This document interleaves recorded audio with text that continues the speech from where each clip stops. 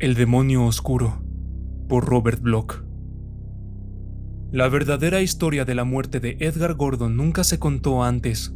De hecho, nadie más que yo sabe que está muerto, porque la gente se ha olvidado gradualmente del extraño genio oscuro cuyos cuentos sobrenaturales alguna vez fueron tan populares entre los amantes de la fantasía. Quizás fue su obra posterior la que tanto alienó al público, las insinuaciones de pesadilla y las extravagantes fantasías de sus últimos libros. Mucha gente tachó los extravagantemente redactados tomos como la obra de un loco, e incluso sus corresponsales se negaron a comentar sobre algunas de las cosas inéditas que les envió. Además, su vida privada, furtiva y excéntrica, no fue vista con buenos ojos por quienes lo conocieron en los días de su temprano éxito. Cualquiera que sea la causa, él y sus escritos han sido condenados al olvido por un mundo que siempre ignora lo que no puede comprender del todo. La mayoría cree que Gordon simplemente ha desaparecido.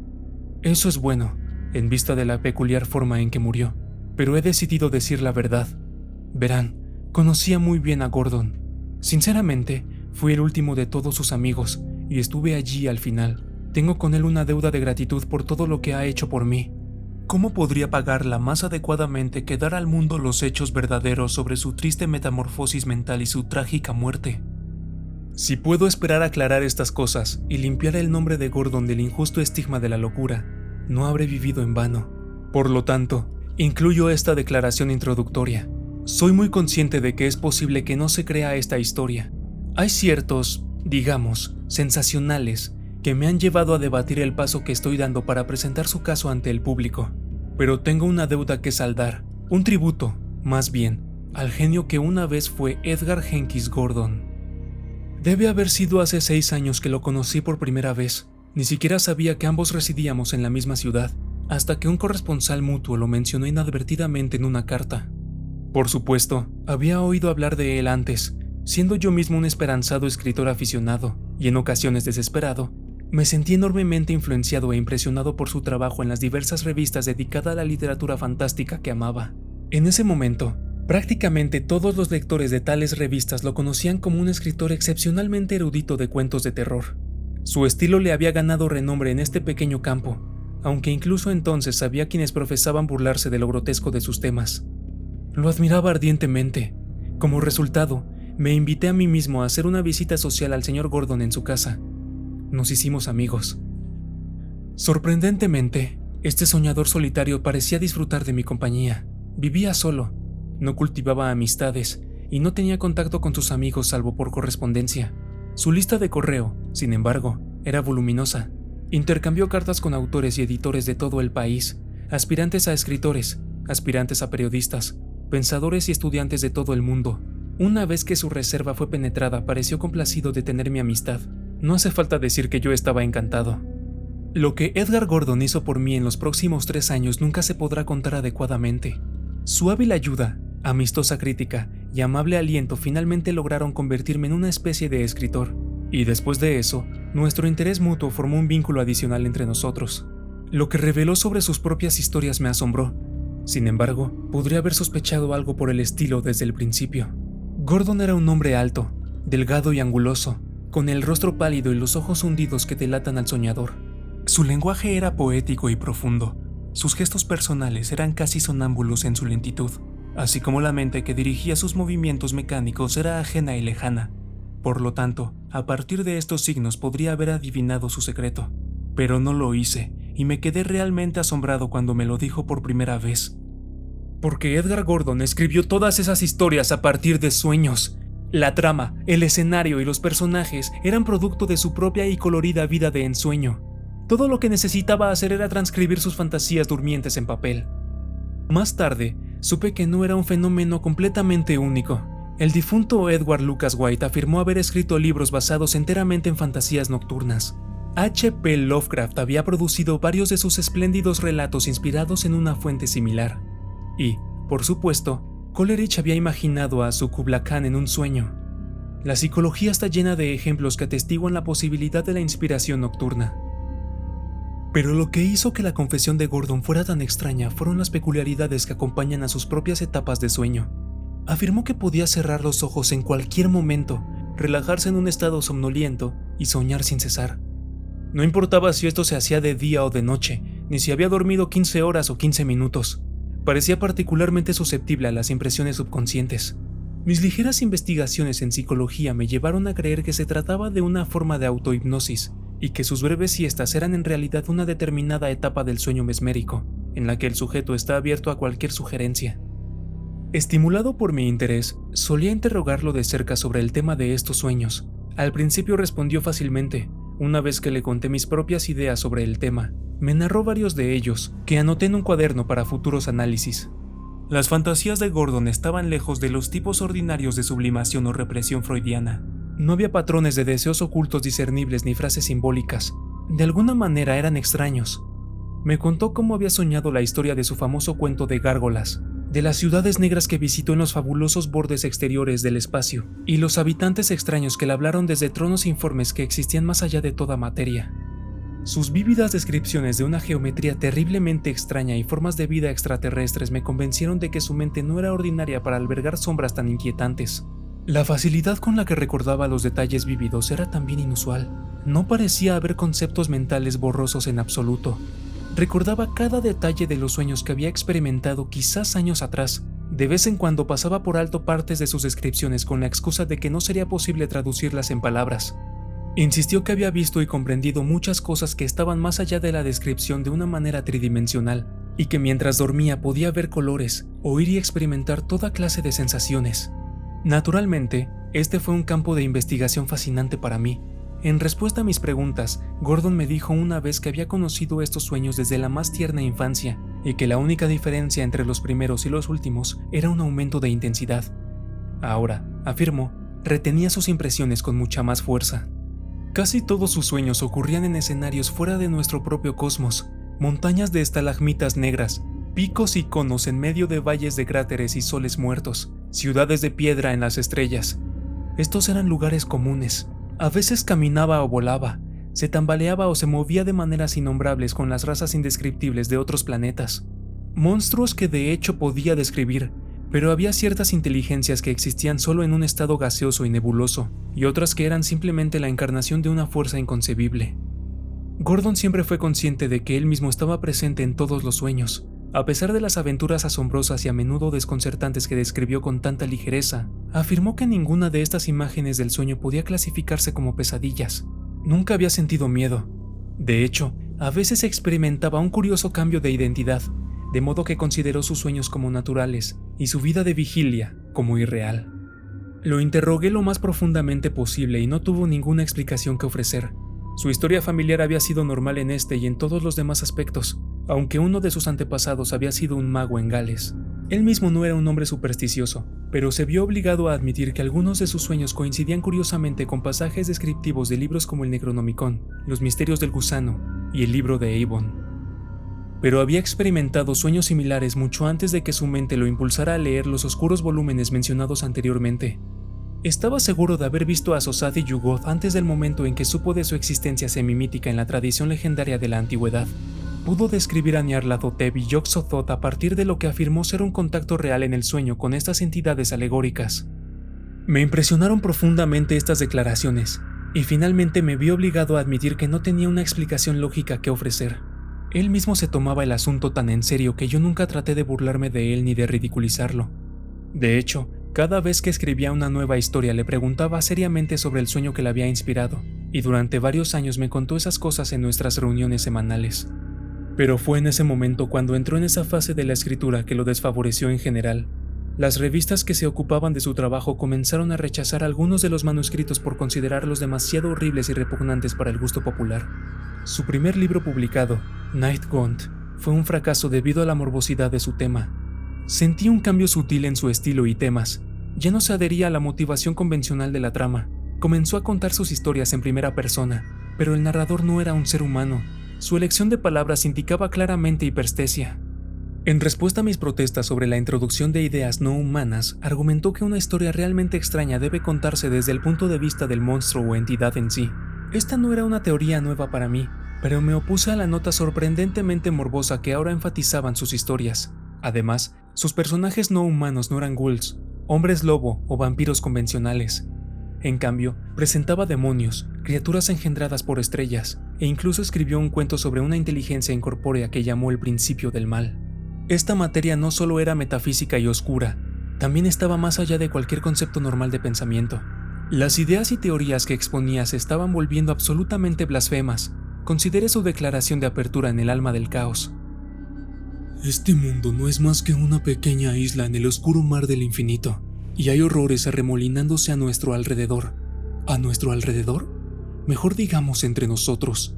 Lo sé, porque los he visto en mis sueños, y hay más cosas en este mundo de las que la cordura puede ver jamás. El alma del caos, por cierto, fue el primero de sus 4 libros impresos en forma privada. Para entonces había perdido todo contacto con los editores y revistas habituales. Dejó también a la mayoría de sus corresponsales y se concentró en unos pocos pensadores excéntricos de Oriente. Su actitud hacia mí también estaba cambiando. Ya no me exponía a sus sueños ni esbozaba teorías de trama y estilo.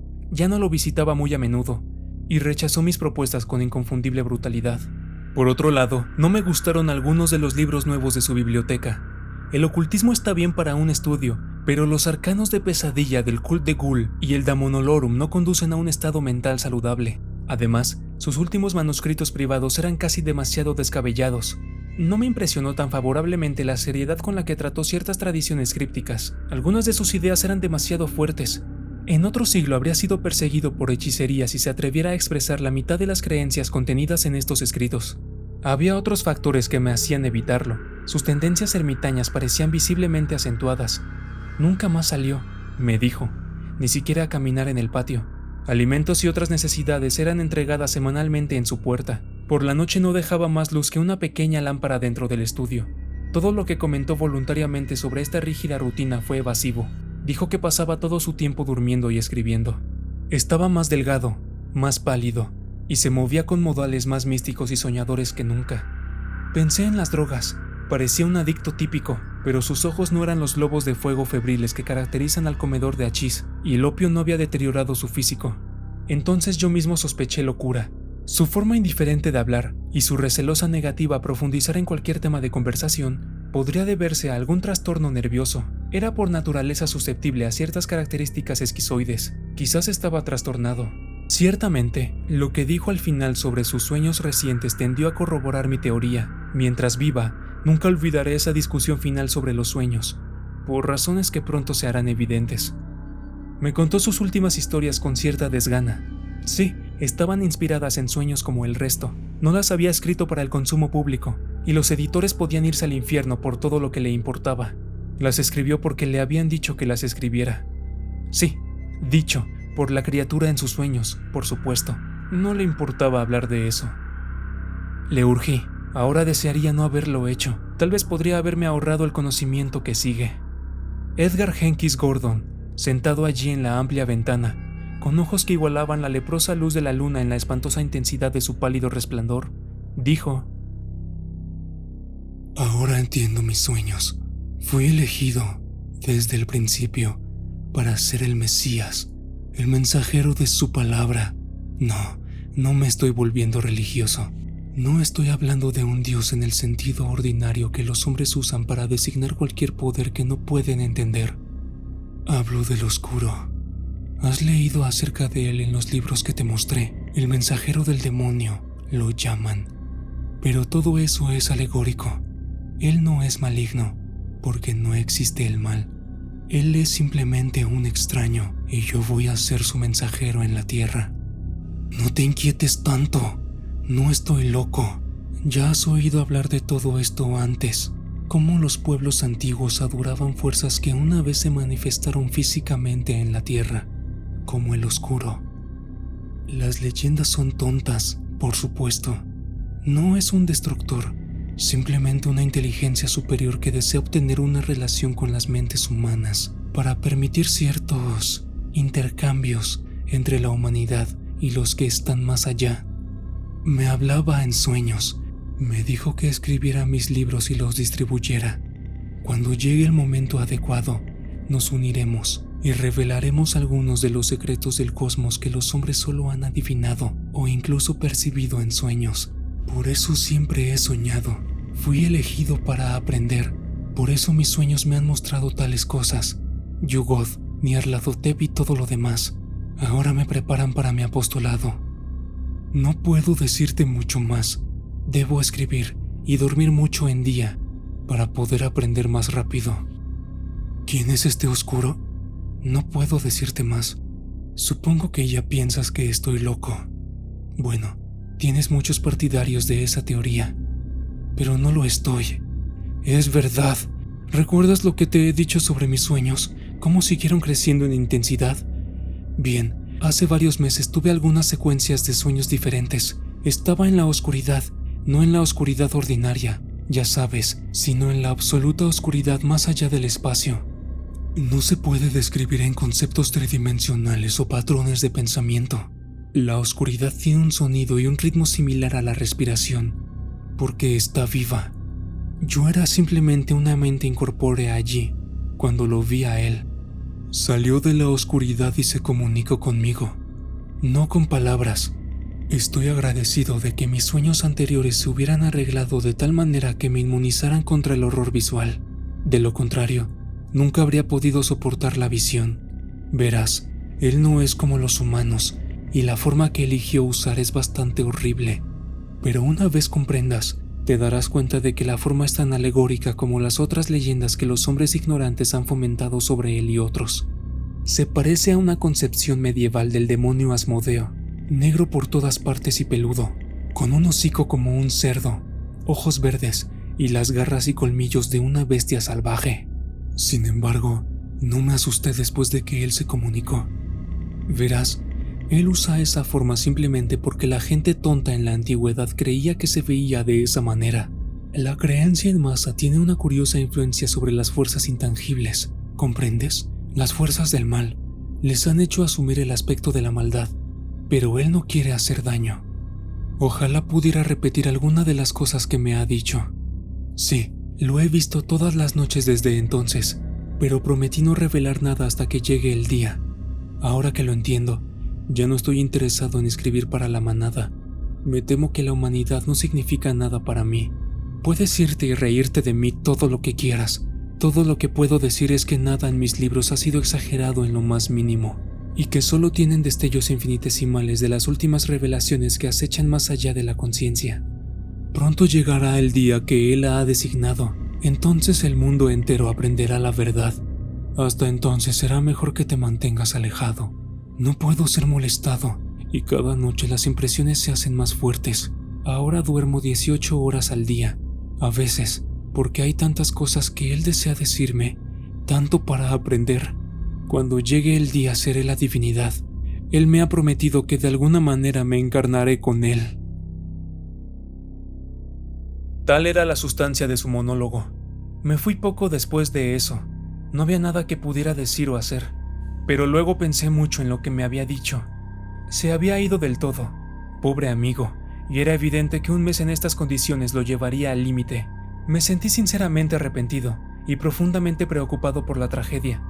Después de todo, había sido mi amigo y mentor durante muchos años, y era un genio. Una lástima, en verdad. Aún así, tenía una historia extraña e inquietantemente coherente. Ciertamente se ajustaba a sus anteriores aclamaciones de la vida onírica, y el trasfondo legendario era auténtico, si es que hay que creer en el Necronomicon. Me pregunté si su oscuro estaba remotamente relacionado con la fábula de Nyarlathotep, o el demonio oscuro de los rituales del aquelarre de las brujas. Pero todas esas tonterías sobre el día y ser un mesías en la tierra eran demasiado absurdas. ¿Qué quiso decir con la promesa del oscuro de encarnarse en Gordon? La posesión demoníaca es una antigua creencia acreditada solo por los supersticiosos. Sí, pensé mucho en todo el asunto. Durante varias semanas investigué un poco por mi cuenta. Releí los últimos libros, mantuve correspondencia con los antiguos editores de Gordon, dejé notas a sus viejos amigos, e incluso estudié algunos de los viejos tomos mágicos yo mismo. No obtuve nada tangible, excepto una creciente comprensión de que debía hacer algo para salvar a Gordon de sí mismo. Temía terriblemente por la mente del hombre, y sabía que debía hacer algo rápidamente. Así que una noche, unas 3 semanas después de nuestra última reunión, comencé a caminar hacia su casa. Tenía la intención de suplicarle, si era posible, que se sometiera a un reconocimiento médico. No puedo decir por qué me metí el revólver en el bolsillo. Algún instinto interior me advirtió que podía encontrar una respuesta violenta. En cualquier caso, tenía la pistola en mi abrigo y agarré la culata con firmeza mientras recorría algunas de las calles más oscuras que conducían a su antigua vivienda en Cedar Street. Era una noche sin luna, con ominosos indicios de una tormenta a la vista. El pequeño viento que advierte de la llegada de la lluvia ya estaba suspirando en los árboles, y de vez en cuando resplandecían rayos en el oeste. Mi mente era un revoltijo caótico de aprensión, ansiedad, determinación y desconcierto. Ni siquiera sabía qué iba a hacer o decir una vez que viera a Gordon. Seguí preguntándome qué le había pasado en las últimas semanas, si el día del que hablaba se acercaba por fin.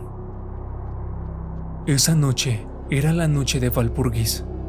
La casa estaba a oscuras. Llamé y llamé, pero no hubo respuesta. La puerta se abrió bajo el impacto de mi hombro. El ruido de la madera astillada fue ahogado por el primer trueno en lo alto. Caminé por el pasillo hasta el estudio. Todo estaba oscuro. Abrí la puerta del estudio. Había un hombre durmiendo en el sofá junto a la ventana. Sin duda era Edgar Gordon. ¿Con qué estaba soñando? ¿Había vuelto a encontrar al oscuro en sus sueños? El oscuro, con aspecto de Asmodeo, negro y peludo, con ojos verdes, hocico de cerdo y garras y colmillos de alguna bestia salvaje. El oscuro que le contó sobre el día en que Gordon debería encarnarse con él. ¿Estaba soñando con todo esto en la noche de Walpurgis? Accioné el interruptor de la luz, pero un relámpago se adelantó. Duró solo un segundo, pero fue lo suficientemente brillante como para iluminar toda la habitación. Vi las paredes, los muebles, los terribles manuscritos garabateados sobre la mesa. Luego disparé 3 tiros antes de que se apagara el último parpadeo. Hubo un único grito sobrenatural que afortunadamente se ahogó en un nuevo estallido de truenos. Nunca encendí la luz, solo recogí los papeles sobre la mesa y salí corriendo a la lluvia.